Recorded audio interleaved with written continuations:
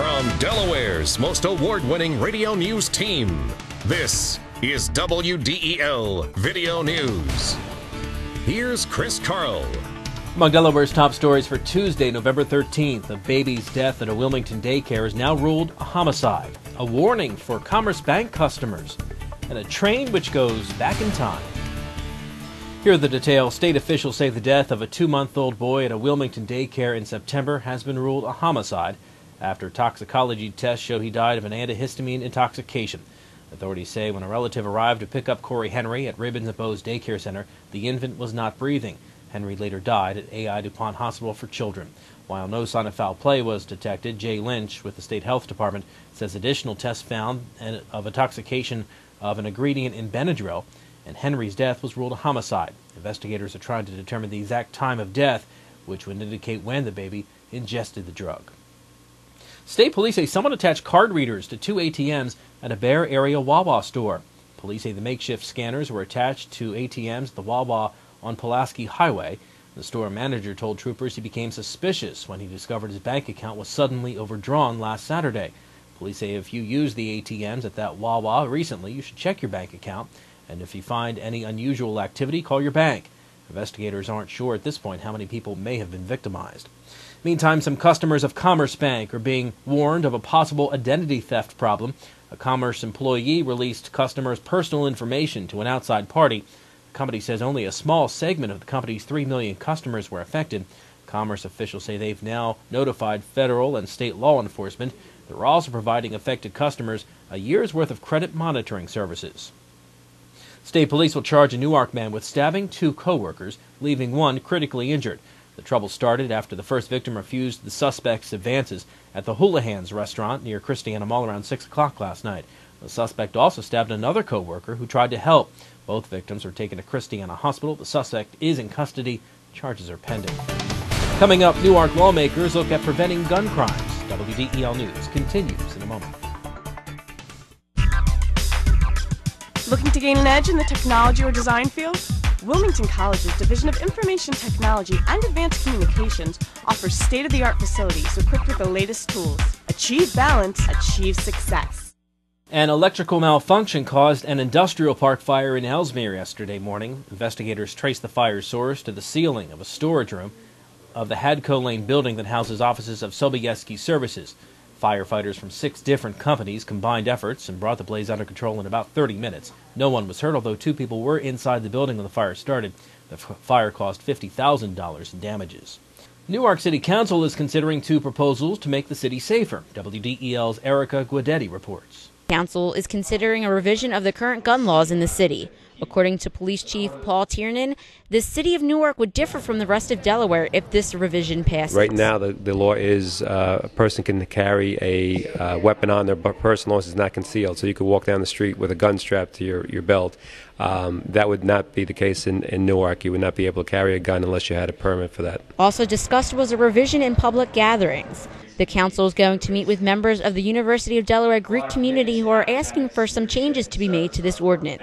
Dave Tolley, president of the University Greek Council, says sponsored events are monitored and looks forward to meeting with council. There are ways in which we go about setting up social events and having social events on campus, and we do it in an appropriate fashion, whereas what they were directing to Chapel Fest, which is the reason why this amendment was brought up, where they didn't have social monitoring and a ticket and guest list system. These are practices that we do on a daily basis when we have social events. So I think, in many ways, we don't know what's going to come from it, but we want to have a conversation with the city about it and find a solution that the city of Newark benefits, but the students also benefit from. Reporting from Newark, I'm Erica Guidetti, 1150 AM, WDEL.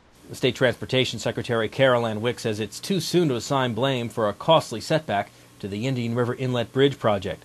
The state learned last month that earthen approach ramps for the planned bridge were shifting and sinking deeper than expected. A new design will use piers instead of the ramps, but that will hike the total cost of the bridge by $20 million.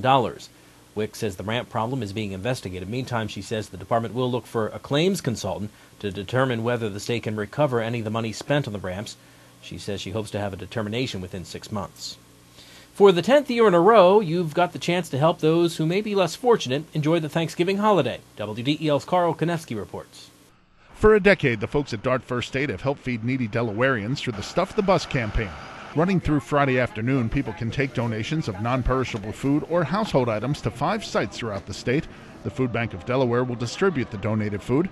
Last year, efforts led to the stuffing of 2 30-foot-long buses and collected 10.2 tons of food.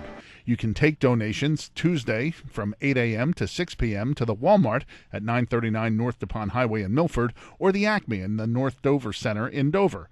On Wednesday, November 14th from 8 until 5 in the afternoon, go to the Acme in the Fairfax Shopping Center. And on Thursday and Friday, you can take donations to Rodney Square in Wilmington. On Thursday from 7 until 5 and on Friday from 7 until 1. Amtrak riders got their first chance to ride a train rich with history yesterday. WDEL's Carl Konevsky with that story as well. From deep inside the Wilmington train station, nothing seems special about train 2104 and Acela Express running from Washington to New York. But once on the platform, people got a different view as the 917 pulled into Wilmington. Decked out with images from Richard Nixon to Robert Kennedy to Goldie Hawn, a wrap on the train promoted an upcoming special on the History Channel called 1968 with Tom Brokaw. In addition to the exterior pictures, signs inside the train also promote the special, which airs December 9th. I'm Carl Konevsky, 1150 a.m., WDEL. The Flyers win in unusual fashion. WDEL Sports and your Delaware AccuWeather forecast coming up.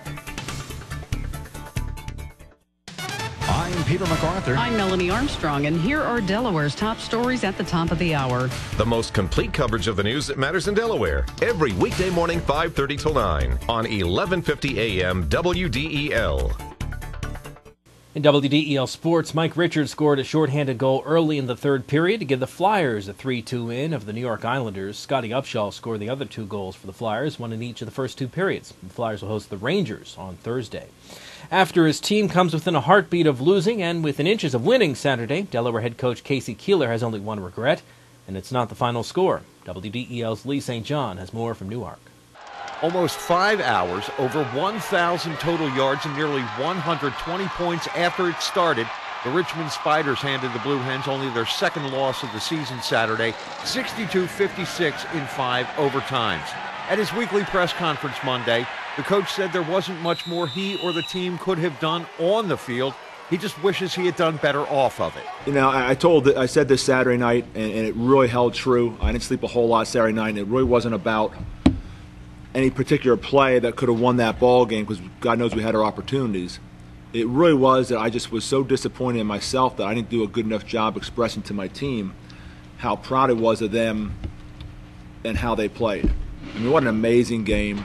In fact, just getting to overtime was a major accomplishment. We're from the sidelines hollering, throw the ball down the ground.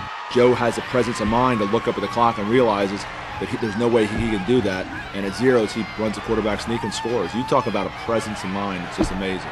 Kicker John Strayevsky was perfect on the season and was in position to win the game for the Hens in the third overtime, but a high snap disrupted his timing just enough for the ball to drift offline and hit the left upright. For running back Omar Cuff, 2 touchdowns on Saturday brings his season total to 33, setting a new single-season mark for FCS scoring. The previous mark of 31 set last season by Kevin Richardson of Appalachian State was accomplished in 15 games. Cuff has surpassed that mark in just 10. Delaware drops 3 spots in the Sports Network poll this week, but is still in the top 10, ranked at number 9. Reporting from Newark, Lee St. John, 1150 AM, WDEL Sports. College basketball, Del State shot just 32% from the field and losing its opener in the preseason NIT, falling to Columbia 47-41. The game was played at Ohio State. The Hornets will play Wisconsin Green Bay tonight. Meantime, the Delaware women face 4th-ranked Maryland tonight in the second round of the women's preseason NIT. Without their leading scorer, though, senior guard Kyle DeHaven will be out 2 to 4 weeks with a broken hand suffered in the first-round win Friday night over Delaware State. Your WDEL Delaware AccuWeather forecast: cloudy today, rain at times, some clearing later on, though, a high of 64. Tonight, partly cloudy, low 42. And for tomorrow, clouds and sun, a high again around 64. Get news updates throughout the day, Delaware's top stories at the top of the hour on 1150 a.m. And get WDEL News text alerts sent right to your cell phone. Sign up here at WDEL.com. I'm Chris Carl. Thanks for watching.